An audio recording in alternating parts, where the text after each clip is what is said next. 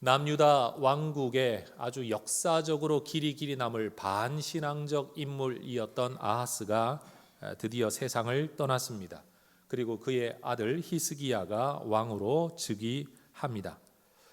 역대기 기록자는 다윗과 솔로몬 이후로 히스기야라는 인물에 대하여 가장 많은 분량을 할애해서 그의 인생을 기록합니다. 믿음의 사람이었던 여호사밧보다도 더 많은 분량을 할애합니다. 그렇다고 히스기야가 남보다 더 오래 살았거나 통치 기간이 길었던 것도 아닙니다. 우리는 역대기를 기록한 이 기록자가 누구인지 알지 못합니다. 다만 우리는 그가 제사장의 관점을 가진 역사가이다라고 설명을 합니다. 일반 역사였던 열왕기에는 사람의 통치, 정치 또는 국제 정세에 대한 기록이 많은 반면에 역대기에는 신앙의 관점에서 한 사람의 이야기를 풀어가고 있기 때문에 그렇습니다. 그런 역대기 기록자의 입장에서는 이 히스기야라는 인물은 제2의 다윗과 같은 정말 중요한 인물로 간주되었습니다. 그래서 후대 백성들에게 이 사람에 대해서는 더 자세하게 더 많은 것을 의미 있게 전달하려고 하는 마음이 있었고 그것이 성경 기록의 분량으로 표현된 거죠. 성도 여러분, 우리의 인생도 누군가에게 이렇게 의미 있게 기념되어질 만한 삶이 되기를 먼저 주의 이름으로 축원합니다. 한 사람이 살다가 떠났는데 기억할 것도 없고 배울 것도 없고 기념할 만한 것도 없는 인생 얼마나 불쌍합니까? 그래도 하나님을 이야기하고 해성교회를 이야기하고 어떤 내가 일하는 영역에서의 사업을 이야기할 때 그 사람 이런 사람이 옛날에 있었다라고 언급되어질 만한 인생 살면 얼마나 좋겠습니까? 여러분 언젠가 누구에게 어떤 이야기를 들려줄 만한 거리가 있는 그런 인생 되시기를 축복합니다. 히스기야라는 이름은 이 두 단어가 합해져 만들어진 이름입니다. 하자크라는 말, 강하게 하다라는 단어하고 야라는 구약의 이름은 항상 하나님을, 여호와 하나님을 의미합니다. 엘자가 붙거나 야자가 붙으면 그건 하나님이 항상 포함되는 겁니다. 하자크, 야, 하나님이 강하게 하시다. 이런 의미를 가지고 있는 이름이 바로 이 히스기야입니다. 원래 우리 모두가 기도 제목으로 삼고 있는 역대하 27장 6절의 말씀과도 연결이 되지요. 여호와 앞에서 바른 길을 걸었으므로 점점 강하여졌더라. 하나님이 강하게 하시는 인생 되기를 꿈꾸고 부모가 이름을 지어 주었는데 히스기야는 말 그대로 그의 이름대로 하나님이 강하게 하시는 인생을 살았습니다. 저의 이름이나 여러분의 이름이나 부모님들이 좋은 소망을 담고 꿈을 담아 좋은 이름 지어 주었을 겁니다.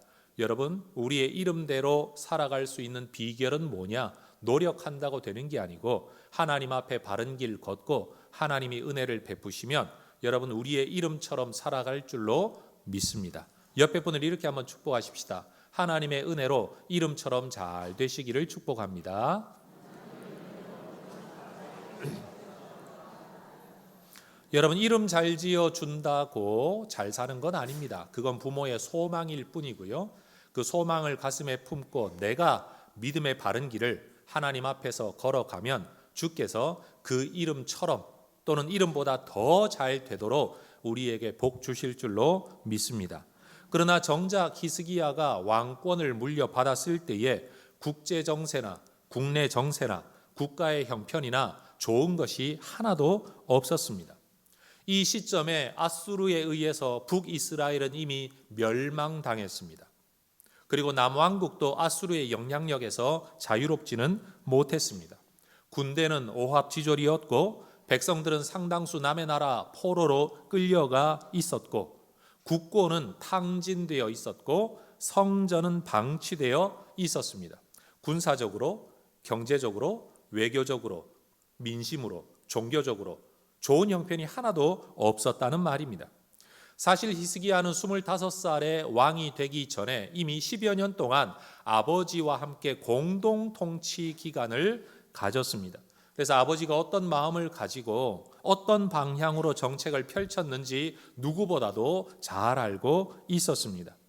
그런데 여러분 아버지 아하스가 뭔가를 해보려고 하면 할수록 나라를 망하게 하려고 일한 사람 아무도 없지 않겠습니까? 그런데 잘해보려고 하면 할수록 나라의 형편은 점점 나빠졌습니다. 그리고 그렇게 될수록 아하스는 하나님과 멀어져 갔습니다. 그리고는 일생을 우상 숭배 속에 살았고 정작 세상을 떠나고 나서도 여러분 왕들의 묘실에 장래 지내지지를 못했습니다. 25살의 히스기야는 자기 아버지의 장례를 주관하는 상주였음에도 불구하고 아버지를 왕의 묘실에 모시지 못했던 겁니다. 백성들이 동의하지 않았고 사람들이 그를 그렇게 인정해 주지 않았기 때문에 일어난 일입니다. 그러니 여러분, 아버지의 삶을 오랫동안 들여다보면서 그리고 이웃했던 북이스라엘이 멸망하는 것을 보면서 히스기야는 진정한 하나님 나라 백성들의 성공 그리고 복된 여부는 노력한다고 되는 게 아니고 애쓴다고 되는 게 아니고 남의 나라 도움 얻는다고 되는 게 아니라 아버지가 걸었던 길과는 반대되는 길, 다시 말해 하나님의 길, 여호와의 길, 다윗의 처음 길, 믿음의 길을 걷는 것만이 하나님의 복을 누리는 것이라는 것을 그는 확실히 어려서부터 마음속에 결심했던 것 같습니다. 그래서 오늘 본문 2절을 보면 그의 일생을 한 줄로 요약평가하되 이렇게 기록을 합니다. 히스기야가 그의 조상 다윗의 모든 행실과 같이 여호와 보시기에 정직하게 행하였다. 여러분, 다윗같이 살았다라고 인정받는 사람 역사에 몇 명 되지를 않습니다. 그 중에 한 사람이 바로 히스기야인 거죠. 그럼 도대체 어떤 모습이 다윗 같았는지, 어떤 모습이 여호와 앞에 정직했는지 이어지는 성경 구절은 우리에게 설명을 합니다. 히스기야는 왕으로 즉위한 직후부터 다른 어떤 정책보다도 신앙에 대한 정책을 가장 먼저 실행합니다. 3절을 보십시오. 첫째 해 첫째 달에 여호와의 전 문들을 열고 수리하였다라고 합니다. 여러분, 이 첫째 해라는 말은 그가 왕으로 즉위한 그 해를 말합니다. 그리고 첫째 달이라는 것은 한 해의 첫 달을 의미합니다. 신년 정월을 의미한다는 말이에요. 다시 말해 히스기야가 몇 월 달에 왕으로 즉위했는지 알 수는 없지만 즉위한 그 해에 맞이하게 되는 첫 정월에 그는 성전의 문을 열고 수리하는 것을 시작했다라고 말합니다. 여러분, 왕으로 즉위하자마자 가장 먼저 무슨 정책을 펴느냐 하는 것이 그의 삶의 방향 아니면 관심사와 우선순위를 반영한다면 히스기야는 아버지와의 공동 통치 기간 동안에 이건 아니다, 내가 왕이 된다면 반드시 이 일을 하겠다라고 미리 마음에 각오하고 있었던 것 같습니다. 따라하십시다. 첫째 해 첫째 달에. 여러분, 우리가 평소에 아니면 배우는 자리에 있을 때 아니면 어릴 때 아니면 힘이 없을 때 이루고 싶은 소원은 있지만 여건이 구비되지 않았을 때, 아직 때가 되지 않았다라고 여겨질 때에 마음속에 확실하게 쌓아둔 결심이 없으면 정작 때가 왔을 때, 돈이 있을 때, 기회가 왔을 때, 자리에 주어질 때 정작 우리는 무엇을 해야 될지 모르는 경우가 많습니다. 내가 어떤 일에 돈을 쓰겠다라고 각오하고 적금이라도 들면 그 돈을 허투루 쓰지 않고 목적에 따라 쓸 수 있지만 특별히 마음을 먹고 있지 않았는데 어느 날 갑자기 공돈이, 여윳돈이 생기게 되면 당장 시급한 일에 이리저리 쓰다가 보면 여러분, 돈이 들어오긴 들어왔는데 남는 게 하나도 없는 경우가 있습니다. 여러분, 돈도 그러하지만 인생도 마찬가지입니다. 내가 마음속에 뭔가 확실하게 우선순위로 계획하고 있지 않으면 정작 때와 여건이 구비되어졌을 때에도 생각이 안 난다는 거예요. 여러분, 그런 때 없으십니까? 꼭 해야 되겠다라고 마음먹을 때는 여건이 안 되고 여건이 될 때는 뭘 해야 될지 아무 생각도 안 나는 그런 때 말입니다. 올 우리는 신년 기도회 때 너희에게 무엇을 하여 주기를 원하느냐라는 예수님의 질문에 우린 어떻게 대답하며 기도할 것인가를 생각하며 집회의 시간을 보내었습니다. 여러분, 하나님께서 여러분에게 언젠가 돈을 주신다면, 시간을 주신다면, 건강을 주신다면, 아니면 자리, 지위, 영향력과 또 다른 기회를 주신다면 나는 무엇을 할 것인지 꼭 이것을 하겠다, 그 소원을 오늘 이 설교를 통해 여러분 마음에 가지게 되기를 주의 이름으로 축원합니다. 히스기야도 여러분 왕으로 즉위한 첫째 달에 이런 일을 했다라는 이 히스기야의 준비, 마음속의 각오를 우리가 본받아야 되리라고 생각합니다. 히스기야는 이 일을 위해서 제사장들과 레위 사람들을 불러 모읍니다. 4절 그리고 5절에 이렇게 연설합니다. 내 말을 들으라. 이제 너희는 성결하게 하고 또 너희 조상들의 하나님 여호와의 전을 성결하게 하여 그 더러운 것을 성소에서 없애라. 5절의 말씀에 보면 히스기야는 그렇게 이야기를 합니다. 너희는 성결하게 해라. 여호와의 전을 성결하게 해라. 그러면서 말하기를 그 더러운 것을 성소에서 없애라고 합니다. 여러분, 그 더러운 것이 무엇입니까? 그 더러운 것은 누가 세운 겁니까? 자기 아버지가 세운 겁니다. 히스기야는 내 아버지가 세운 걸 내가 어떻게 치우냐? 내 아버지의 정책에 내가 왕이 되자마자 그걸 어떻게 뒤집어 엎냐라고 생각하지 않았습니다. 내가 하나님 앞에 복된 삶을 살려면 비록 내 아버지가 그 길을 걸었더라도 치워야 할 건 치워야 된다. 없애야 할 건 없애야 된다. 성도 여러분, 이 결단 못하면 아무도 여러분의 인생을 갚아주지 않습니다. 치워야 할 것 치우지 않으므로 하나님의 복이 임하지 못한, 그래서 허비해버리는 여러분의 인생은 어느 누구도 갚아주지 못합니다. 성도 여러분, 히스기야와 같은 결단이 우리에게 있어지기를 소망합니다. 그럼 히스기야가 말하고 있는 없애버려야 할 더러운 것은 도대체 무엇일까요?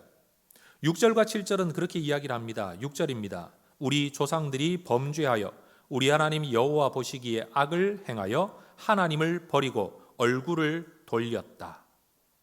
그리고 이어지는 9절은 여호와의 성소를 등지고 7절 또 낭실 문을 닫으며 등불을 끄고 성소에서 분향하지 아니하며 이스라엘의 하나님께 번제를 드리지 아니하였다. 6절과 7절을 가만 묵상해 보면 하나는 하나님에 대한 사람의 태도를 언급하고 있고 하나는 성전에 대하여 어떻게 대응했는가, 처신했는가를 보여줍니다. 인격적으로 하나님에 대하여 없애버려야 할 더러운 모습이 무엇입니까? 동사 몇 개가 6절에는 기록되어 있어요. 범죄했다, 하나님 앞에 악을 행했다, 하나님을 버렸다, 하나님으로부터 얼굴을 돌렸다. 이것이야말로 없애버려야 할, 치워버려야 할 더러운 모습이라는 겁니다. 신앙적으로 성전에 대해서는 어떤 일입니까? 여호와의 성소를 등졌다, 낭실 문을 닫았다, 등불을 꺼버렸다, 분향하지 않았다, 제사 드리지 않았다라는 겁니다. 여러분, 히스기야가 말하고 있기를 너희 자신을 성결하게 하고 성전을 성결하게 한다면 여러분, 무엇이 과연 성결하게 된 모습일까요? 6절과 7절을 바꿔놓으면 이런 거죠. 범죄하는 게 아니라 하나님 뜻대로, 악을 행하는 게 아니라 하나님 보시기에 선한 일을 행하고, 하나님을 버리는 게 아니라 하나님을 찾는 것이고, 얼굴을 하나님께로부터 돌리는 게 아니라 얼굴을 하나님을 향하여 드는 것, 그게 성결한 삶이다. 그럼 성전을 성결하게 하는 건 뭐냐? 여호와의 성소를 등지는 것이 아니라 여호와의 성소를 기뻐하며 즐거워하며 즐겨 찾아 나아가야 하고, 성전문을 닫는 게 아니라 열어야 하고, 성전의 등불을 꺼뜨리지 말고 계속 켜둘 것이며, 성소에서 분향하는 일과 제사하는 일이 멈춰지지 않는 것, 그게 바로 성결한 성전의 모습이라고 말할 수 있다라는 겁니다. 여러분, 히스기야는 왜 이런 삶을 꿈꾸고 명령하고 있습니까? 아버지가 그렇게 살지 않았을 때 어떤 인생을 살았는지 너무 분명히 보았기 때문입니다. 성전을 등지는 것, 다시 말해 하나님 앞에 성전이 성결하지 않은 것, 하나님 앞에 자기의 삶이 성결하지 않은 것이 가지고 오는 결과가 무엇이었느냐? 8절과 9절에서 언급하죠. 같이 한번 읽어볼까요? 여호와께서 유다와 예루살렘에 진노하시고 내버리사 두려움과 놀람과 비웃음거리가 되게 하신 것을 너희가 똑똑히 보는 바라. 이로 말미암아 우리의 조상들이 칼에 엎드러지며 우리의 자녀와 아내들이 사로잡혔느니라. 하나님 앞에 성결하지 않으면, 성전이 성결하지 않으면 이런 인생 될 수밖에 없다. 나는 이런 삶 살고 싶지 않다라는 겁니다. 여러분, 오늘 본문의 표현에 근거해서 이런 질문을 한번 드려보겠습니다. 여러분의 삶에서 없애버려야 할 더러운 것은 무엇이 있을까요? 여러분의 성전은 열려 있습니까? 닫혀 있습니까? 여러분이 하나님을 만나 제사 드리는 그 제단은 여러분 깨끗하게 정비되어 있습니까? 아니면 버려져 거미줄이 끼어 있습니까? 히스기야는 나는 아버지처럼 살고 싶진 않다. 나는 아버지와 같은 인생은 되고 싶지 않다. 나는 하나님의 은혜를 누리고 싶다. 나는 하나님의 은혜 안에 살아가고 싶다라는 확실한 결심을 합니다. 그리고 그 결심을 사람들에게 이야기하면서 이 일에 동참해달라, 함께해달라고 촉구합니다. 10절을 한번 보십시오. 이제 이스라엘의 하나님 여호와와 더불어 언약을 세워 그 맹렬한 노를 우리에게서 떠나게 할 마음이 내게 있다. 말을 바꾸면 나는 하나님의 진노 안에 살고 싶지 않다. 하나님의 맹렬한 노 안에 살고 싶지 않다. 나는 이 자리를 벗어날 거다. 맹렬한 노가 아니라 기이한 도우심과 하나님의 은혜 안에 나는 살고 싶다. 그래서 11절 내 아들들아 이제는 게으르지 말라. 여호와께서 이미 너희를 택하사 그 앞에 서서 수종들어 그를 섬기며 분향하게 하셨지 않느냐. 너희들은 종교인이지 않느냐. 하나님이 너희를 택하시지 않았냐. 너희가 원래 해야 될 일 아니냐. 그런데 왜 하지 않았냐? 이제라도 게으르지 말고 일어나서 하나님의 백성다운 삶을 살아갈 수 있도록 우리 한번 힘을 모아 보자. 히스기야가 촉구하고 있는 겁니다. 그러자 아하스 왕을 탓하며 우상 숭배했던 반신앙적인 인물을 탓하며 자기 역할을 다하지 못했던 종교인들 중에 몇 사람이 이 히스기야의 연설에 반응을 합니다. 12절은 그렇게 시작을 합니다. 이에 레위 사람들이 일어나니. 그러고는 14명의 이름이 기록되어 있습니다. 다시 말해 제사장들과 레위인들을 다 불러 모아놓고 연설을 했는데 겨우 14사람이 반응했다는 겁니다.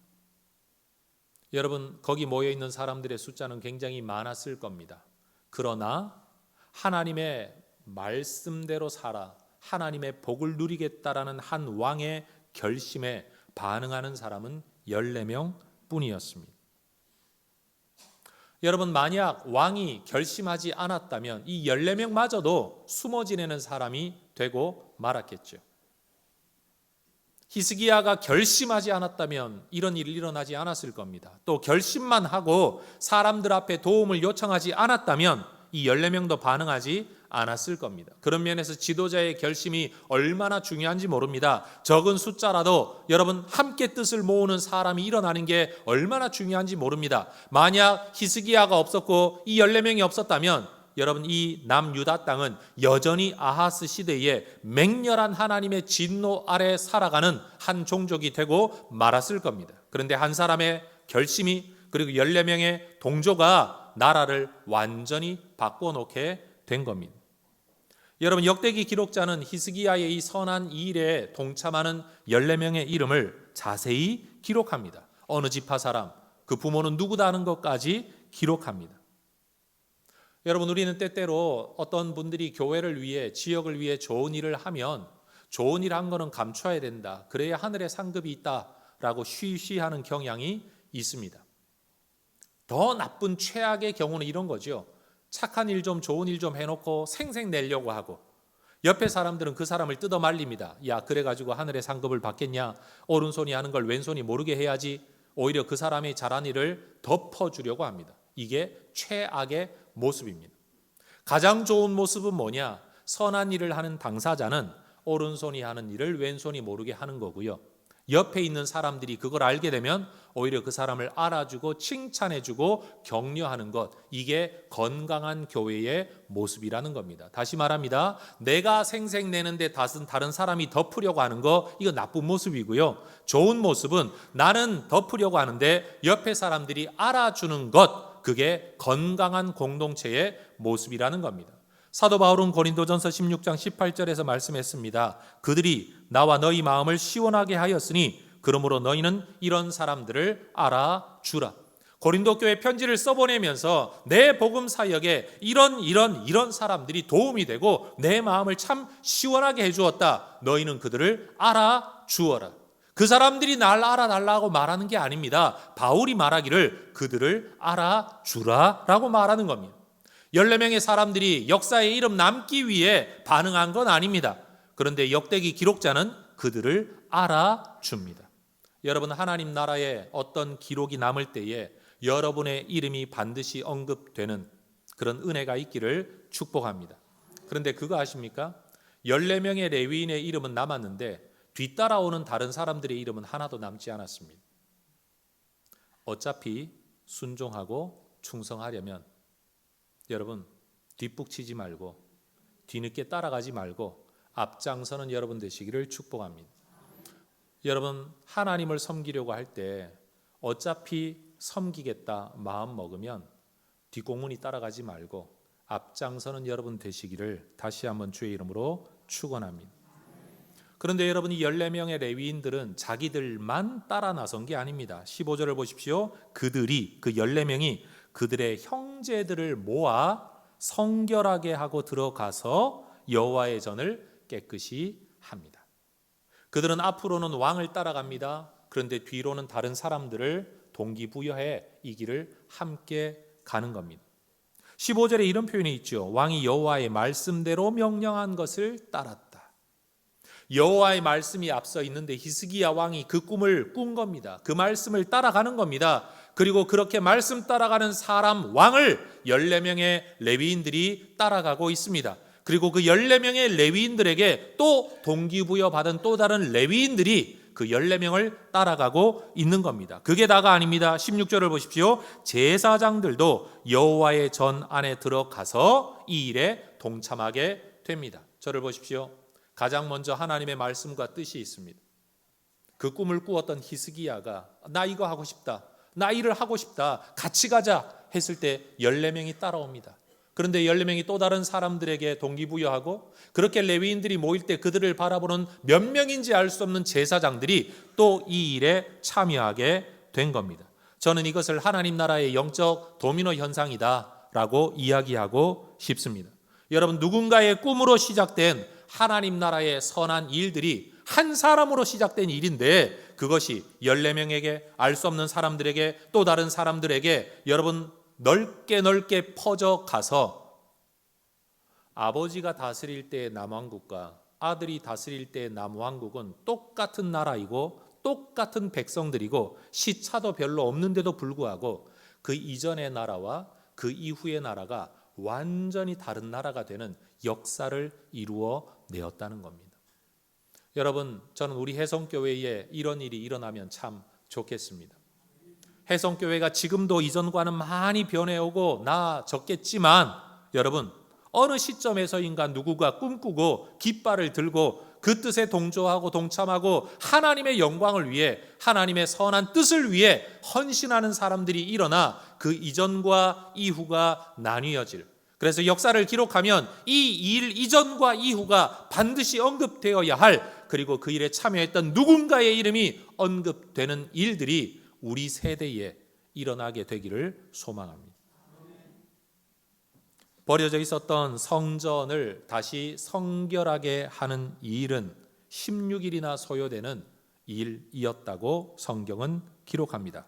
17절을 한번 보십시오. 첫째 달 초하루에 성결하게 하기를 시작하여 마지막 첫째 달 16일에 이르러 마쳤다. 성경을 읽어보면 8일 동안은 성전의 외부가 먼저 성결해지고 나머지 8일 동안은 성전의 내부에 대한 청결 작업을 했다라고 기록합니다. 여러분, 그렇게 성전이 정결하게 되었습니다. 성결하게 구비되었습니다. 그런데 여러분, 깨끗한 자체가 목적은 아니죠. 왜 성전을 성결하게 했습니까? 성전이 성전되는 길은 예배죠. 제사죠. 20절을 보면 히스기야 왕이 일찍이 일어나 성읍의 귀인들을 모아 여호와의 전에 올라가 예배합니다. 일찍이 일어나 정돈 되자마자 히스기야는 가장 먼저 하나님의 전에 올라가 제사합니다. 닫힌 성전을 열고 버려졌던 제단을 회복하여 성전이 성결하게 정비되고 나자 하나님께 올려드리는 제사가 히스기야에 의하여 회복된 겁니다. 원래 그랬어야 할 성전이 이제 원래 그러해야 할 모습으로 비로소 회복이 된 겁니다. 누구에 의해서요? 히스기야에 의해서. 누구에 의해서요? 그를 따르는 종교 지도자들에 의해서 말입니다. 저는 잔 파이퍼라는 목사님의 글을 좋아합니다. 그런데 이분은 선교를 이렇게 정의했습니다. 예배가 없는 곳에 예배가 있게 하는 것이 선교이다. 의미 있는 표현 아닙니까? 만약 그분의 정의를 빌려 온다면 히스기야는 선교사입니다. 예배가 폐하여지고 예배가 망가뜨려진 그곳에 예배를 다시 일으켜 세우는 개혁자여 선교사의 사명을 감당하게 되었다는 겁니다. 여러분, 우리 모두도 우리를 통해 예배가 없는 곳에 예배가 있게 되고 예배가 원래 있었다가 없어진 누군가의 삶에 예배가 다시 회복되도록 하는 이 히스기야의 사역, 선교사적 삶을 우리가 살아갈 수 있게 되기를 축복합니다. 우리가 해야 할 일은 이겁니다. 사람들을 교회에 데려오냐 마냐, 그게 본질이 아닙니다. 그들이 하나님 앞에 예배하는 자, 그들의 삶에 여호와의 제단이 세워지는 자, 그들이 성소를 등지고 살았었는데 이제는 성소를 사랑하고 그 문을 열어놓고 등불을 켜고 하나님 앞에 분향하며 제사 드리며 살아가는 삶이 진정한 선교요, 진정한 전도요, 진정한 교육이요, 교회가 꿈꾸는 삶이라는 겁니다. 왜 그래야 됩니까? 그래야 하나님의 강하게 하심이, 견고케 하심이, 창대케 하심이, 복주심이 임하기 때문입니다. 여러분, 공부하기 싫은 아이 공부하지 말라고 버려두는 게 꼭 사랑은 아닐 수 있습니다.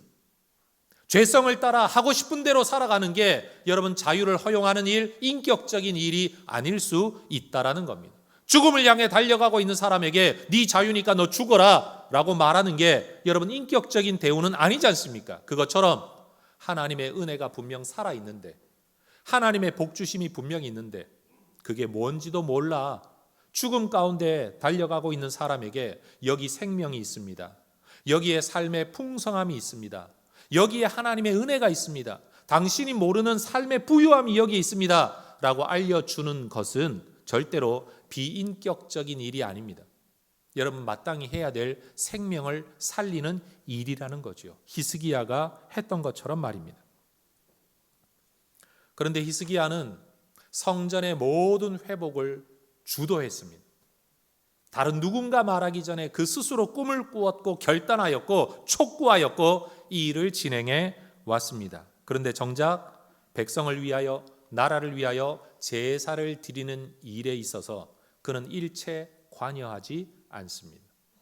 추측컨대 그의 조상 가운데 한 사람 우시야가 제사장을 무시하고 자기가 직접 성소에 들어가 분향하려 했다가 나병으로 일생 별궁에 살아야 했던 어떤 사람들처럼 되지 않기 위하여 히스기야는 이 모든 일을 주도했음에도 제사는 제사장들에게 위임했습니다. 그렇다고 제사장들이 처음부터 따라 나선 것도 아니지 않습니까?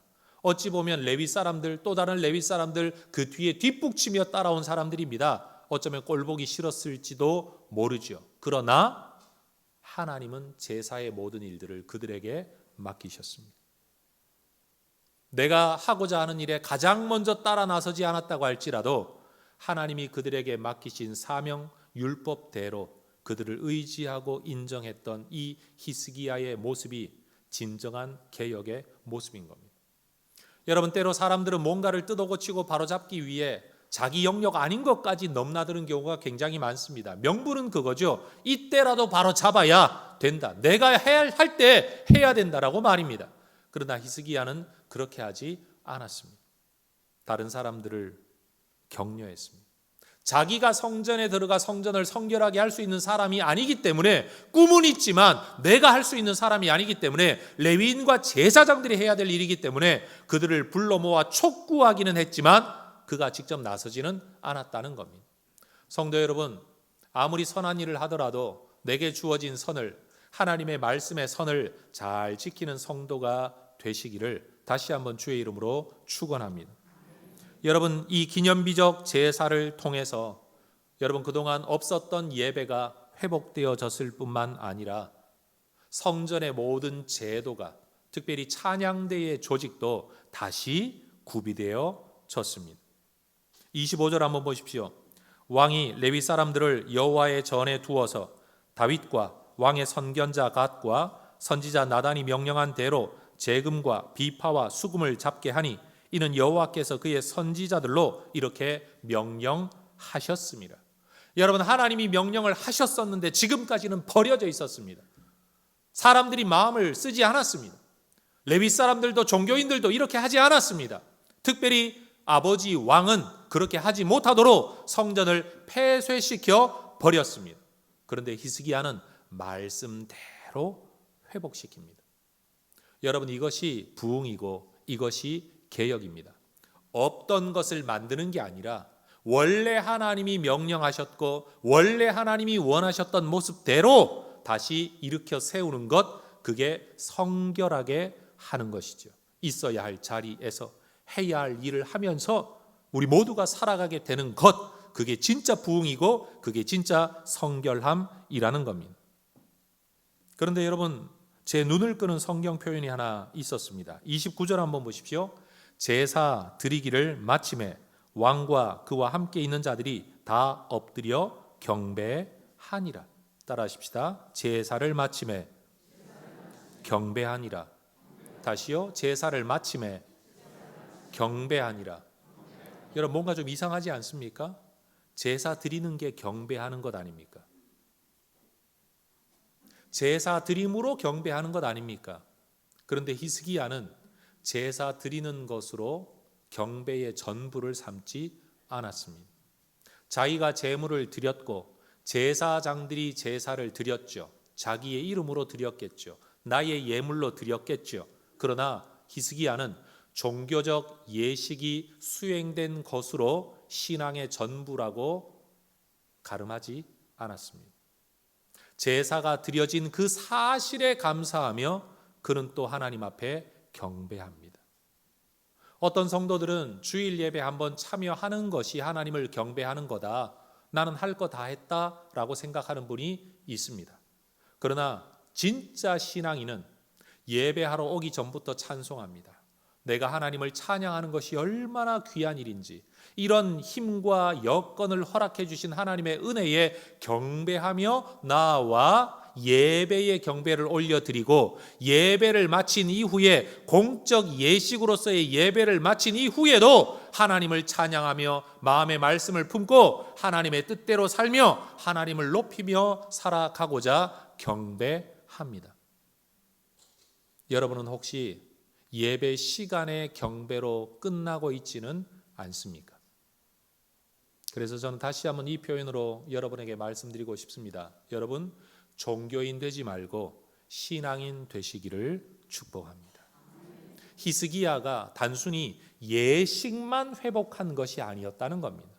그 자신 스스로가 하나님을 향한 경배의 마음으로 제사 전에도 제사 후에도 그는 하나님을 높이는 사람, 진짜 마음이 성결해진 사람, 그의 마음의 성전이 성결하게 회복된 사람이었다는 겁니다. 여러분, 주일 예배 시간 처음부터 끝까지 다 참석했다고 해서 내가 신앙에 책임을 다했다, 의무를 다했다, 할 것 다 했다, 그 사람은 종교인입니다. 여러분, 우리 모두가 일생을 이 경배의 자세를 히스기야로부터 배우게 되기를 축복합니다. 30절도 마찬가지입니다. 히스기야 왕이 귀인들과 더불어 레위 사람을 명령하여 다윗과 선견자 아삽의 시로 여호와를 찬송하게 하매 그들이 즐거움으로 찬송하고 몸을 굽혀 예배하니라. 다른 사람을 예배하게 하고 찬송하게 하는 일을 여러분, 히스기야가 영향을 끼쳤다라는 겁니다. 나 하나 예배하고 끝나는 게 아니라 다른 사람도 그 예배를 하도록, 나 하나 찬송하고 끝나는 게 아니라 다른 사람들도 찬양하게 되도록 그가 가지고 있는 모든 역량을 동원하여 이 일을 이루어 낸 사람. 그러니 여러분, 나 혼자 주일 예배 참여했다고, 나 예배 드렸다, 나 신앙인이다, 나 그리스도인이다, 하나님 내게 복 주실 거다. 이게 얼마나 유아기적 사고입니까? 내가 예배를 드릴 뿐만 아니라 다른 사람들도 예배하도록, 찬송하도록, 경배하도록 여러분 이 사명이 우리에게 주어져 있다는 거죠. 여러분, 우리는 하나님의 복을 받아야 할 사람들입니다. 그리고 이미 받은 사람들입니다. 그런데 우리는 그 복을 가지고 세상에 복을 주어야 할 blessed, blessing의 사람, 복을 받아 복이 되어야 할 사람들입니다. 그러니 여러분, 예수 믿고 살아가는 것이 단순히 사람을 교회 데려오냐 마냐, 내가 예배를 참여했냐 말았냐 이런 수준으로 이야기하는 것은 종교성의 이야기이고, 신앙의 본질의 이야기는 오늘 히스기야가 보여주고 있는 바로 이 모습. 여러분, 우리 모두가 이 히스기야를 본받아야 될 줄로 믿습니다. 성전 회복되고, 히스기야를 통해 첫 제사가 회복되고, 성전의 모든 제도와 찬양 조직이 회복되고 나자 이제 히스기야는 백성들에게 하나님을 예배하라고 촉구합니다. 그런데 이때 백성들이 가지고 온 예물이 너무 많았습니다. 짐승을 가지고 오면 짐승의 가죽을 벗기고 피를 다 흘려내고 쏟아붓고 여러분 제물을 드려야 되는데, 이 일을 위해 준비된 제사장의 수가 부족했습니다.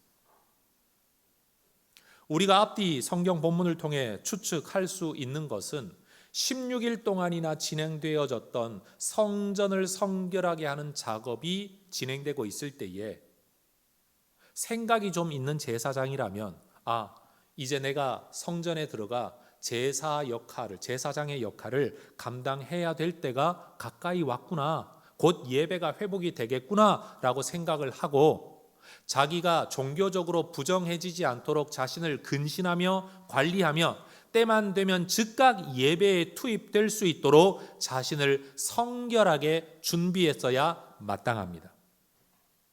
그런데 본문의 이야기를 보면 어떤 제사장들은 그렇게 자신을 준비하지 않았던 것 같습니다.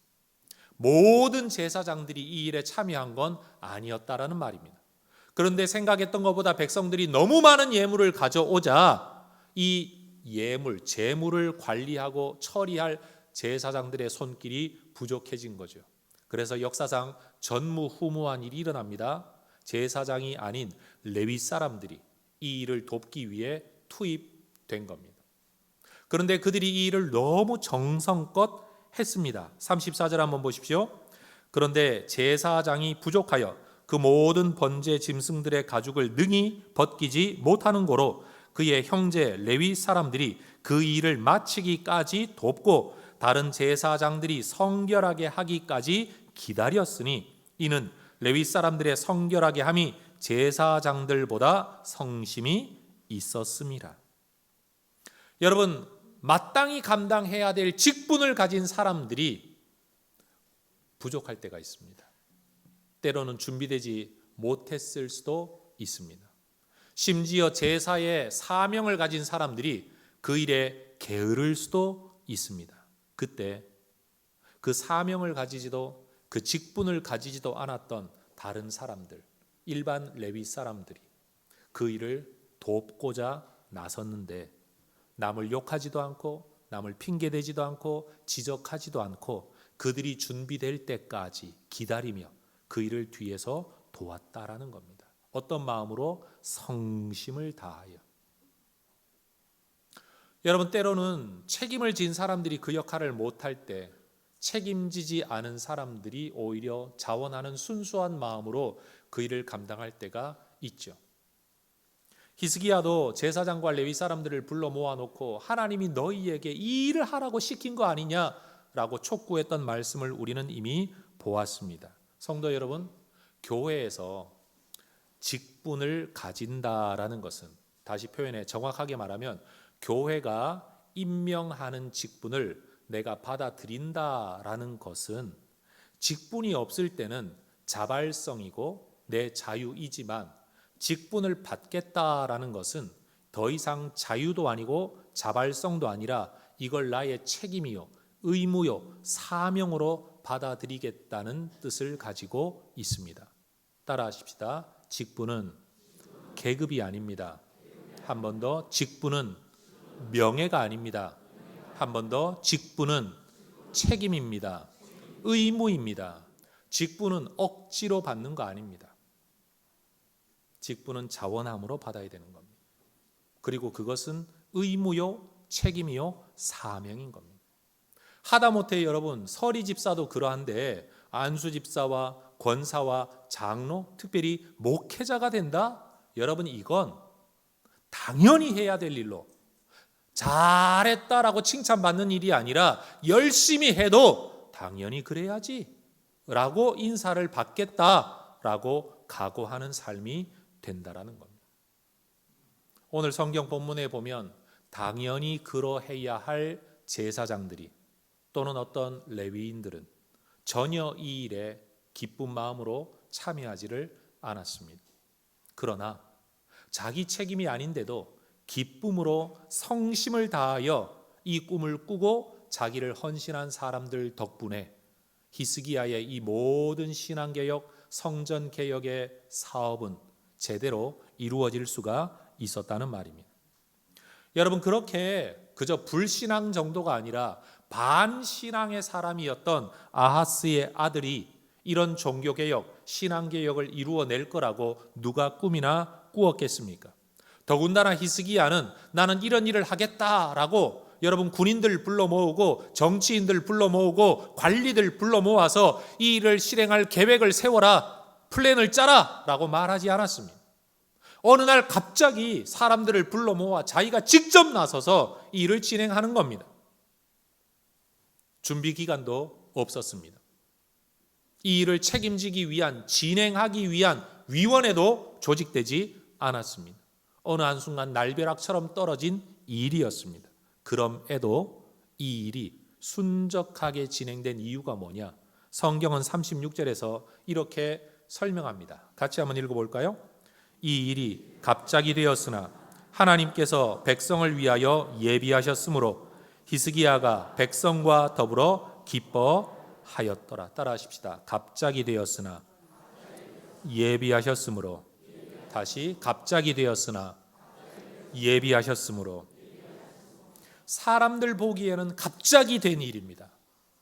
그러나 성경은 분명히 말합니다. 하나님께서 예비하신 일이다.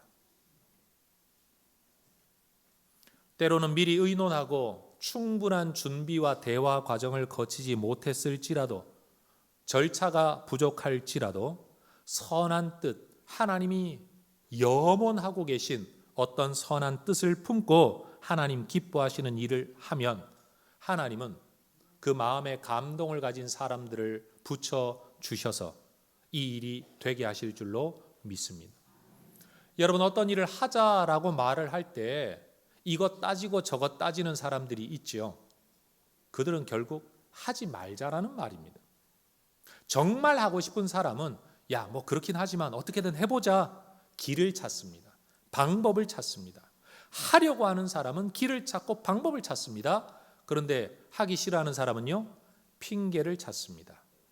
따집니다. 이게 문제가 있고 저게 문제가 있고. 여러분 저는 운동하는 걸 좋아합니다. 특별히 사람들이 몸을 부대끼며 하는 운동을 참 좋아합니다.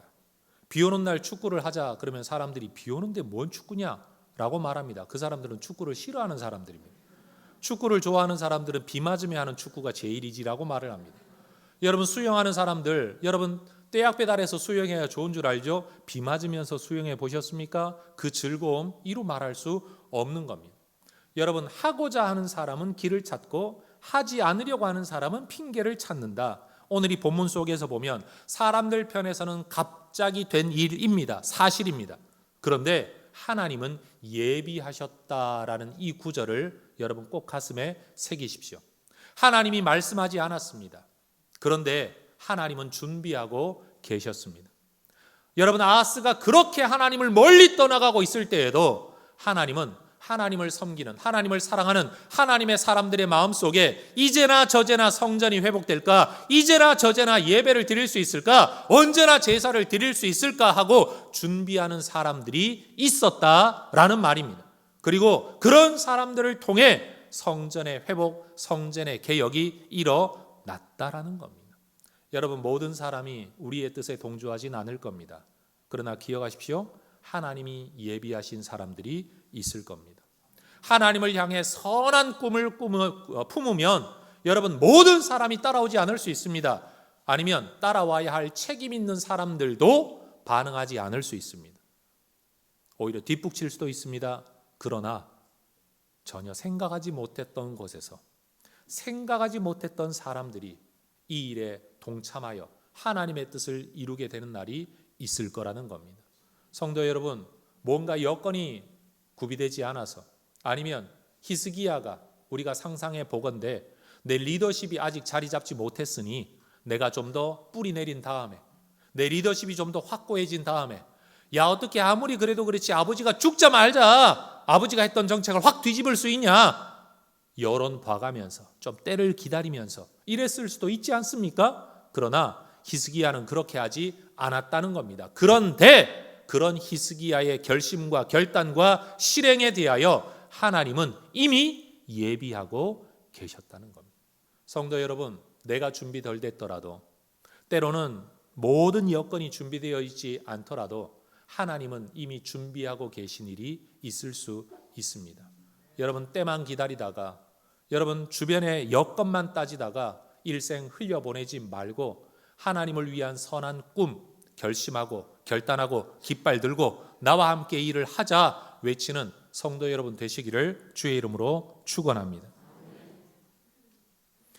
여러분, 히스기야의 결심이 그리고 그의 명령이 그리고 그를 따르는 일부의 사람들이 그들로 인하여 나라가 완전히 다른 나라가 되었습니다. 아하스는 멀쩡한 나라를 물려받아 완전히 망가뜨려 버렸지만 히스기야는 거의 망해버린 나라를 물려받아 복받는 나라로 회복시켜갑니다. 여러분, 어떤 사람 되시겠습니까? 우리 예수 믿는 사람들은 돈 많이 주고 근무 여건 좋은 직장에 들어가 단물만 쪽 빼먹고 더 좋은 자리로 탁 이직해가지고 또 더 좋은 조건 주는 회사로 가는 사람 되면 안 됩니다. 여러분은 좋지 않은 여건에 있는 직장을 오히려 살려내는 하나님의 사람 되셔야 될 줄로 믿습니다. 성도 여러분, 우리는 복을 받기만 하는 사람이 아니라 하나님의 복을 받아 나누는 사람이 되어야 됩니다. 여러분 때문에 직장이 살고 여러분 때문에 교회가 살고 여러분 때문에 목장이 살고 여러분 때문에 가정이 살아야 됩니다. 좋은 집안에만 가서 혜택만 누리며 살 게 아니라 좋지 않은 집안이라도 내가 선교사가 되어 이 집안을 일으켜 세우겠다 결심하고 들어가 기도하며 여러분 그 집안을 일으켜 세우면 하늘의 상급이 얼마나 많겠습니까? 아하스가 닫아버린 성전 문을 다시 열었던 것처럼 여러분의 삶에서 여러분 하나님과의 관계를 다시 한번 점검해 보시기를 바랍니다. 내 삶에 나도 모르게 하나님을 예배하는 제단만 있는 게 아니라 돈 섬기는 제단도 내 마음속에 들어와 있고 여러분 세상의 쾌락, 인생의 즐거움만 추구하는 제단도 내 안에 들어와 있어서 여러분 하나님만 예배하는 그 제단은 점점 거미줄이 끼어가는, 그래서 잘 먹고 잘 사는 것만이 내 인생의 목적이 되어져 가고 있는 또 다른 우상 숭배의 내 마음속의 제단이 오늘 이 히스기야의 개혁처럼 다시 한번 다 내다버려지고 하나님을 향한 온전한 제단이 회복되는 계기가 되기를 소망합니다. 여러분, 하나님께서 여러분을 위하여 이미 예비하고 계십니다. 마음에 결심하고 함께하는 사람들과 결단하여 나서면 주께서 반드시 도와주실 겁니다. 전 우리 혜성교회가 그런 교회가 되기를 원합니다. 자신을 성결하게 하는 사람들이 늘어나고 예배당을 귀히 여기고 성결하게 하는 사람들이 모여서 자신을 성결하게, 성전을 성결하게, 그리하여 그 길을 통해 하나님이 점점 강하게 하시는 은혜를 누리고 망가진 나라도 회복시키고 여러분 허물어진 성전도 다시 일으켜 세우고 없었던 맹렬한 분과 노만 있었던 내 삶에 하나님의 은혜와 복이 넘치도록 임하게 되는 이 복된 인생 걸음을, 믿음의 걸음을 우리 모두 함께 걸어가게 되기를 주의 이름으로 축원합니다. 기도하겠습니다.